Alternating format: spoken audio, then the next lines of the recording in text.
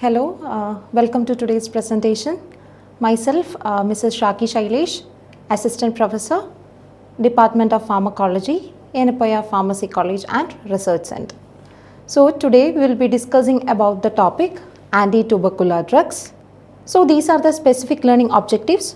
So at the end of the session, you will be able to answer or understand the definition of tuberculosis, the definition and classification of antitubercular drugs, the mechanism of action of first-line drugs, and adverse effects as well as the uses of this first-line drugs. Okay, so these all are the specific learning objectives. So in the upcoming slides, we will be studying all these things. Okay, so these are the contents: definition and causes of the disease tuberculosis, antitubercular drugs, mechanism of action, pharmacokinetics, uses and adverse effects, and finally the summary and references. So first of all, about our disease, that is the tuberculosis. So tuberculosis, it is a chronic granulomatous disease, a major health problem in developing countries. And this tuberculosis, it is caused by a microbe or bacterium called Mycobacterium tuberculosis. So I have included a diagram where you can see the Mycobacterium tuberculosis, and you can see it is affecting the lungs, pulmonary region. So tuberculosis, so how it is transmitted? So this tuberculosis, it is an airborne disease. Okay, so the germs that is spread in the air. So the germs, it reaches or spread to the air when a active tubercular patient sneezes or coughs or speaks closely. Thus it is getting infected. And also for some people, the tuberculosis, that is the Mycobacterium tuberculosis or this tuberculosis, is seen in dormant state, and that is known as latent tubercular infections. Okay, so there are two, that is active tubercular patients and latent tubercular infections. So these latent tubercular infections won't spread the germs. Next is the symptoms of tuberculosis. There are two types of symptoms, that is pulmonary TB symptoms and extrapulmonary TB symptoms. So under the pulmonary TB symptoms, the first one, that is cough. I have included the diagram. Fatigue, tiredness, chest pain, that is while breathing you will be feeling some pain in the chest region. Then night sweats, weight loss, and finally fever. And the extra pulmonary tuberculosis symptoms are joint destruction, impaired kidney function, meningitis, and improper heart functions. So these are the signs and symptoms of tuberculosis. So this tuberculosis, so as you know, there are many drugs for treating. Okay, so antitubercular drugs means these are the drugs which is used in the treatment of tuberculosis, or the drugs used to inhibit or kill the bacterium, that is Mycobacterium tuberculosis. So according to their clinical utility, they are divided into two, that is first line drugs and second line drugs. First line drugs, these drugs have high antitubercular efficacy as well as low toxicity. And the second line drugs, these drugs have low efficacy or higher toxicity. So these are the two types of drug, that is a first line drug and second line drugs. So as I have mentioned, antitubercular drugs are a group of medications used to treat tuberculosis, TB, by killing the bacteria, that is Mycobacterium tuberculosis, that cause it, or by inhibiting its growth. So first one, that is first line drug. The drugs are isoniazid, ethambutol, rifampin, rifampicin, streptomycin, and pyrazinamide. So the next one, that is second line drugs, that is ethinamide, prothionamide, fluoroquinolones, that is ofloxacin, levofloxacin, injectable drugs, that is kanamycin and amikacin. So these are the two types of drugs, that is first line drugs and second line drugs. So next is the classification which is based on mechanism of action. So the first one, that is Mycobacterium cell wall synthesis blockers. Under that, the first one, that is mycolic acid synthesis blocker. The drugs are isoniazid and pyrazinamide. Next one, that is arabinogallan synthesis blockers, that is the drug is ethambutol. The third one, that is peptidoglycan synthesis blocker, the drug is cycloserine. So this is the first one, that is mycobacterium cell wall synthesis blockers. Second one, the drugs inhibiting the protein synthesis. So there are two drugs that are inhibiting, two types. So first one, as you know, the protein synthesis is done by the ribosomes. So the first one, that is by blocking the 30S ribosome, the drugs are aminoglycosides.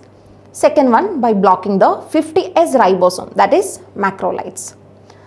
Third one, that is drugs inhibiting nucleic acid synthesis, that is the DNA or RNA. So the drugs inhibiting the RNA synthesis is rifampicin, and the drugs that is inhibiting the DNA synthesis is fluoroquinolones. RNA synthesis inhibition by rifampicin and DNA synthesis inhibition by fluoroquinolones. And the fourth one, that is drugs inhibiting the folic acid synthesis, that is PAS. So these are the four classes of drugs that is based on the classified on the basis of mechanism of action. So our first drug, that is isoniazid, and it is also the chemical name, that is isonicotinic acid hydroside. Isoniazid is an excellent anti-tubercular drug. It is primarily tuberculocidal, and that is it kills the Mycobacterium tuberculosis. Next one, fast multiplying organisms are rapidly killed. It acts on extracellular and intracellular TB and is equally active in acidic and basic medium. So these are the points about the isoniazid drug, and it is one of the cheapest anti-tubercular drugs, and also there are two gene products labeled INHA and KASA. This helps in the mycolic acid synthesis, and they are the targets of this isoniazid action. So here I have included the diagram. This is a picture of Mycobacterium tuberculosis, and the flowchart or diagrammatic representation or flowchart of this mechanism of action. So first of all, isoniazid, INH, that is, it is as I told, it's an anti-tubercular first line drug. It is inhibiting the mycolic acid synthesis. So the mycolic acid is an essential component of the tuberculosis bacteria cell wall, and disruption of cell wall formation, it weakens the bacteria, and this disruption ultimately leads to cell death, that is, it kills the Mycobacterium tuberculosis. The same explanation, that is isoniazid, it enters the Mycobacterium and becomes reactive metabolite by an enzyme called catalase peroxidase enzyme, and then they are inhibiting the gene products, the two gene products, which is INHA and KASA.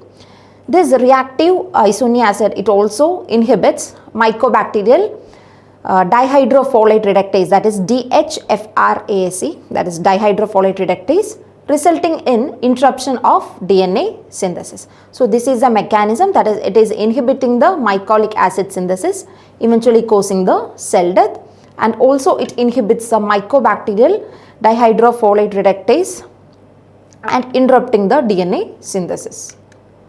So next one, that is a pharmacokinetics. Isoniazid is completely absorbed orally and penetrates all body tissues, placenta, meninges, etc. It is metabolized in liver, and this metabolite is excreted in urine. Interactions: the aluminum hydroxide inhibits isoniazid absorption, and the second one, that is isoniazid, retards phenytoin, carbamazepine, diazepam, theophylline, warfarin metabolism. Next, it's an adverse effect. So these are the adverse effects seen after taking the drugs, that is convulsions, hepatitis, hepatotoxicity, lethargy, rashes, fever and acne. So these are the common ADRs seen with the isoniazid drug. And as you know, the uses, it can be used in the treatment of this mycobacterium, that is, it can be used in the treatment of tuberculosis. Next drug, that is rifampin or rifampicin. It is a semi-synthetic derivative of rifamycin B, It is obtained from Streptomyces mediterranae, and it is bactericidal to Mycobacterium tuberculosis like Staphylococcus aureus, Escherichia coli, Haemophilus influenza, and many other gram-positive and gram-negative bacteria. It is efficacious as isoniazid and better than all other drugs like ethambutol, pyrazinamide, fluoroquinolones, as there are many different types of drugs. It has good sterilizing and resistance preventing actions. So this is a mechanism of action of rifampin or rifampicin.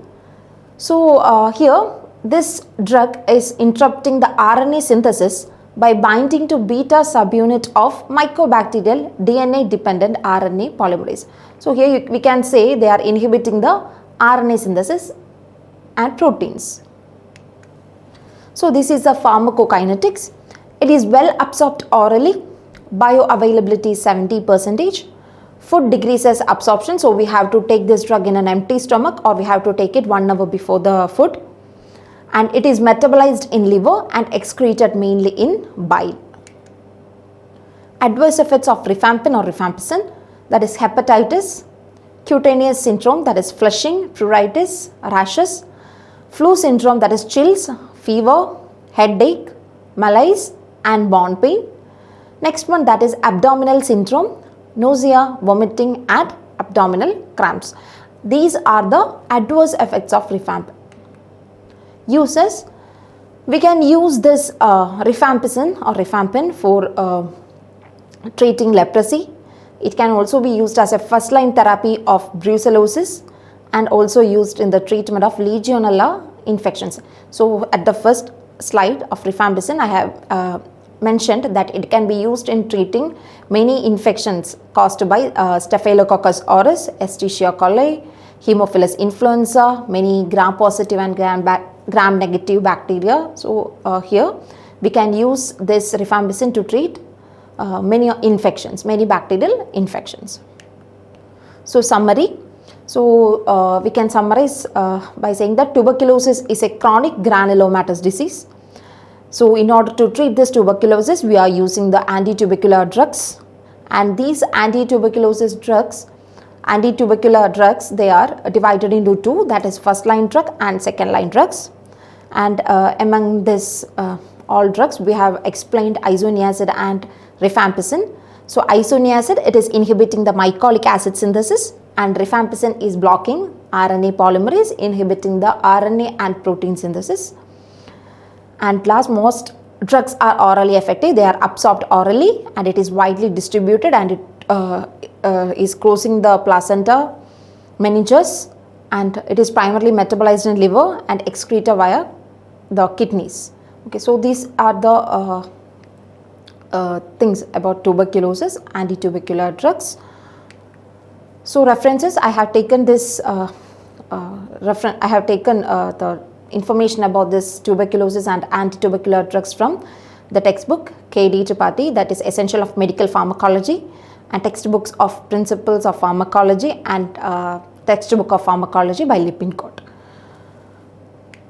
Thank you.